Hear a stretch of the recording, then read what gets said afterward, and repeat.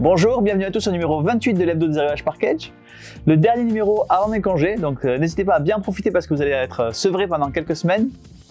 Avant de commencer, un petit message personnel à Arnaud Richard qui a gagné le Olé Guacamole sur une dernière vidéo et qui ne nous a toujours pas donné ses coordonnées, donc surtout qu'il n'hésite pas à écrire un mail à concours@parkedge.com, concours@parkedge.com, et seulement Arnaud Richard, pas vous parce que vous n'avez pas gagné. On démarre tout de suite.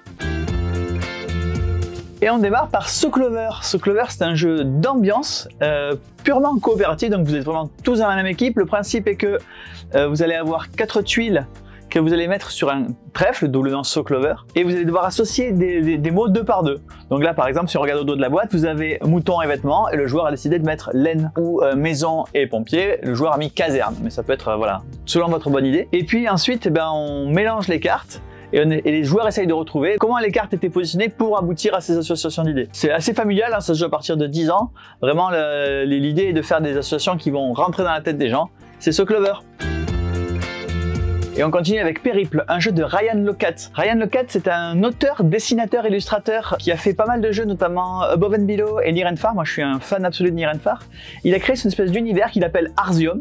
Donc ces jeux se déroulent dans cet univers, en tout cas ces trois-là et quelques autres. Un univers un peu onirique avec des robots, des monstres, des dinosaures, des quêtes un peu spirituelles, des hommes lézards, bref. Voilà, un univers assez original. Ici, c'est un jeu de majorité, donc le principe est que vous allez devoir recruter des aventuriers. Vous les recrutez en allant sur un terrain et en positionnant des cubes en fonction des aventuriers que vous avez déjà. Au fur et à mesure que vous posez des cubes, vous allez finir une carte.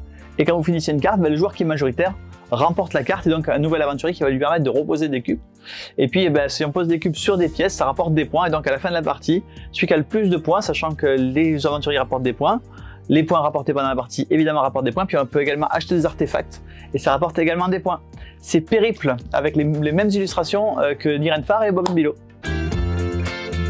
Et on continue avec Great Plains. Great Plains, c'est un jeu de Trevor Benjamin et Brett Gilbert, qui sont pas des débutants, hein. Ils ont fait pas mal de jeux, notamment Brett Gilbert a fait un de mes chouchous qui est Divinare, mais aussi Elysium qui a gagné le Kennerspiel de Sierra, donc voilà, des auteurs assez confirmés. Ici c'est un jeu à 2, plutôt abstrait, même s'il y a une espèce de thématique préhistorique entre des bagarres entre des renards et des serpents, mais enfin dans l'ensemble c'est plutôt un jeu de pose de pion, avec une dynamique de majorité où en fait on va étendre un territoire et donc essayer de contrôler le plus de plaines possible, et avec des petits pouvoirs spéciaux, c'est-à-dire que si on pose un pion sur la plaine, eh bien on va prendre position sur la plaine, mais si on pose le pion sur une case qui n'est pas dans une plaine, mais par exemple sur une case ours, on va pouvoir bousculer un adversaire, sur un aigle on va voler par-dessus les montagnes, un cheval on va pouvoir courir à travers la plaine. Toutes ces choses-là, avec un jeu extrêmement rejouable puisqu'on m'annonce 80 000 possibilités différentes de placement d'études de départ, donc je pense que vous n'avez pas fini de jouer à ce jeu pour tout tester. C'est Great Plains. Et on continue avec Cateneum, c'est un jeu de l'atelier. On lui doit notamment Obscurio, qui est leur plus grand succès, mais aussi Wenki. Qui n'a jamais rêvé de nettoyer une vieille bibliothèque de livres magiques? Je suis sûr que vous rêvez de ces bibliothèques pleines d'araignées et de poussière. Eh bien, vous allez pouvoir en ranger une. Le principe du jeu, c'est vraiment un jeu de draft, c'est-à-dire que vous allez sélectionner des cartes, donc vous allez en garder une pour vous, et puis vous allez en donner à votre adversaire. Vous allez évidemment garder la meilleure pour vous, mais peut-être que dans celle que vous allez donner à votre adversaire, vous allez faire un choix qui va vous pénaliser, mais qui va le pénaliser plus. Dans ce jeu, il y a une petite mécanique particulière qui sont les objectifs temporaires. C'est-à-dire qu'en fait, à chaque tour, vous allez avoir des objectifs pour marquer des points. Et si vous réussissez pas l'objectif dans le tour, c'est trop tard, l'objectif est parti et il reviendra plus jamais. Donc voilà, vous allez vous trouver plongé dans cette ambiance un peu de bibliothèque magique de Harry Potter avec les bougies, les araignées, la poussière et les vieux grimoires magiques que vous pouvez lire juste en claquant de doigts. C'est Atheneum, la bibliothèque merveilleuse. Twisted Fables, c'est pensé vraiment comme ces jeux de baston en 2D de la fin du siècle dernier, donc vous avez deux personnages qui s'affrontent et qui se mettent des grosses patates, sauf que c'est matiné des contes pour enfants, et en fait les auteurs ont imaginé un univers où la tisseuse de contes a attiré à elle les personnages de ces contes et les a surboostés, survitaminés. Vous avez Dorothée du Magicien d'Oz, vous avez le petit chaperon rouge, la Belle au bois dormant, la petite marchande d'allumettes. La mécanique du jeu, c'est du deck building, c'est-à-dire que voilà, vous allez améliorer votre deck au fur et à mesure de la partie. Complètement asymétrique, chaque personnage a sa façon de jouer avec ses propres pouvoirs, ses propres faiblesses, ses propres forces. Vous avez des héroïnes qui vont avoir des pouvoirs un peu différents, des forces et des faiblesses différentes. Par exemple, Blanche-Neige, elle manipule le poison et donc au fur et à mesure que la partie avance, elle va faire de plus en plus de dégâts à son adversaire parce que l'adversaire va être empoisonné au fur et à mesure, alors que le petit chaperon rouge, elle frappe avec sa grosse mitrailleuse, donc elle frappe très vite, très fort, elle frappe à distance, mais sur la durée, elle a peut-être un peu moins de points de vie et ça se passe un peu moins bien, voilà. Donc vous avez la boîte de base de Twisted Fable, avec, comme c'est le premier réassort, les figurines qui vont avec et qui sont offertes. Et puis vous avez le pack d'extension avec 4 nouvelles héroïnes et les figurines également offertes. Et évidemment, si vous prenez tout le lot, eh bien là, il y a le PK Game Pack spécial Twisted Fables à prix promotionnel. Autre jeu asymétrique où voilà, vous allez choisir une faction qui a des pouvoirs spéciaux. Autre jeu de cartes également, puisque là aussi vous allez avoir un deck building. C'est Sanctuary de Keeper Zera. Donc là vous avez 3 factions par boîte. Vous avez les factions du crépuscule et les factions de l'aube. Vous choisissez l'un ou l'autre, ou évidemment si vous prenez les deux, vous avez le PK Game Pack comme d'habitude. Donc vraiment, voilà, ce jeu de deck building où vous allez poser les cartes sous une forme de grille et selon l'endroit où elles seront dans cette grille, voilà, si elles sont devant, derrière, à gauche, à droite, leur pouvoir va être un peu différent et leur possibilité d'attaquer va être également différent. C'est Sanctuary de Keeper Zera.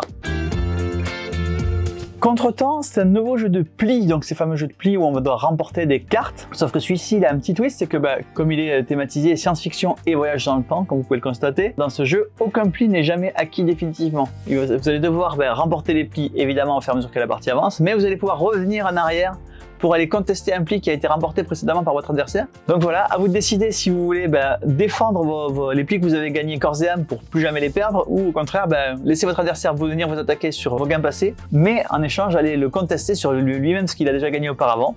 C'est Contretemps, ce jeu de pli où rien n'est jamais acquis. Dans un univers complètement différent, vous avez Ma Petite Coccinelle. Ma Petite Coccinelle, c'est un jeu vraiment pour les plus jeunes, hein, c'est 3 à 6 ans, et c'est même quasiment pas un jeu, puisque voilà, c'est purement de la chance, puisque vous avez la coccinelle dans la main, les autres joueurs jettent un dé, s'il y a la coccinelle, ils gagnent la coccinelle, s'il y a un point de couleur, eh bien ils ont le droit de mettre un point de couleur sur le dos de la coccinelle, et c'est le joueur qui a la coccinelle en main quand le 7e point de couleur est mis, qui a gagné. Donc vraiment un jeu tout basique, mais ce qui est intéressant, c'est qu'effectivement il y a ce petit livre d'histoire qui va avec et qui met en jeu la partie, c'est-à-dire que vous allez lire le livre avec l'enfant, et puis ça va raconter l'histoire de cette coccinelle qui a perdu ses points, et du coup vous allez pouvoir jouer au jeu de la coccinelle qui regagne les points. Ma Petite Coccinelle, le livre-jeu.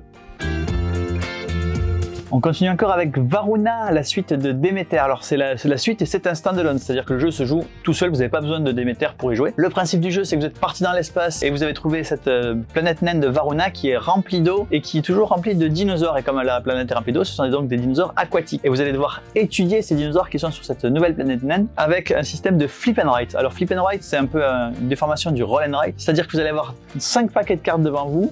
À chaque tour, on en tourne une de chaque, donc vous avez le choix entre 5 cartes à prendre. Et vous allez faire le pouvoir de la carte que vous aurez choisie. Et évidemment, tout le monde joue en même temps, puisque tout le monde fait ce choix en même temps, ce qui permet de jouer à très nombreux sans que le temps d'attente soit long, puisque voilà, c'est vraiment simultané. D'ailleurs, on peut jouer de 1 à 100 avec la boîte de base, puisqu'il y a 100 fiches dans la boîte, donc n'hésitez pas à jouer à très nombreux si vous avez des grosses soirées de joueurs. C'est Varuna, la suite de Déméter. La 10e boîte de Unlock, c'est le Unlock numéro 9, puisqu'il y a une boîte qui était le Unlock Star Wars qui était hors du décompte. Unlock, je vous présente plus du tout, parce que c'est voilà, cette gamme d'escape game en 1 heure où vous devez combiner des cartes avec l'application dans le jeu. 3 nouvelles aventures, Sherlock Holmes, Robin des Bois et une espèce de film d'action de cascade en voiture. Toujours le même principe qui marche toujours aussi bien, c'est Unlock Legendary Adventures. La nouvelle extension pour Champ d'honneur. Champ d'honneur, c'est ce jeu formidable à 2 joueurs. Voilà, c'est vraiment les échecs modernes avec des composantes où on va choisir ses pièces en début de partie et puis on va essayer de prendre le contrôle petit à petit du plateau jusqu'à essayer de soit d'éliminer l'adversaire, soit de prendre le contrôle de la majorité du plateau. Ici, une nouvelle extension qui s'appelle Siège qui introduit donc les armes de siège, évidemment, et une nouvelle mécanique, les fortifications. Alors les fortifications, elles se placent en début de partie un peu tout autour du plateau, et une fois qu'on a pris le contrôle d'une fortification, voilà, prendre le contrôle c'est facile, la fortification est vide, mais dès qu'il y a quelqu'un, un adversaire dedans, eh bien elle est beaucoup plus difficile à prendre avec des mécaniques de défense de fortification qui permettent de ne pas être attaqué tant qu'on est à l'intérieur de la fortification. Évidemment, on va pouvoir détruire les fortifications adverses. Donc voilà, la nouvelle extension, c'est Siège. Il y a toujours l'extension Noblesse, et évidemment, quand vous prenez le jeu de base Noblesse et Siège, il y a le PK Game Pack à prix promotionnel. Toulouse Death Medai, donc c'est ce jeu où vous devrez affronter les grands anciens pour faire mourir la mort. Et bien aujourd'hui sort l'extension La Chèvre Noire des Bois. Donc c'est un nouveau boss de fin pour Toulouse que vous pouvez mélanger avec n'importe lequel des scénarios, avec la Chèvre Noire des Bois et ses sombres rejetons. Donc voilà, toujours pareil, le PK Game Pack avec le jeu plus l'extension. Je vous parlais la semaine dernière de Kemet Blood and Sand. Eh bien, ils ont sorti pour ce jeu un playmat, donc qui est assez énorme puisqu'il fait 110% de la taille du plateau carton qui est dans la boîte. C'est pour vos parties de Kemet Blood and Sand. Il est plus grand, donc plus lisible, également plus confortable parce que c'est un vrai playmat très bien fini, à condition d'avoir évidemment une table à la taille. C'est Kemet Blood and Sand, le playmat. Et bien voilà, le numéro 28 de l'Hebdo des Arrivages par Cage, il est terminé. Vous n'en aurez pas la semaine prochaine, vous n'en aurez pas la semaine d'après, mais on vous prépare quelques surprises. Et moi, je vous dis rendez-vous au mois d'août.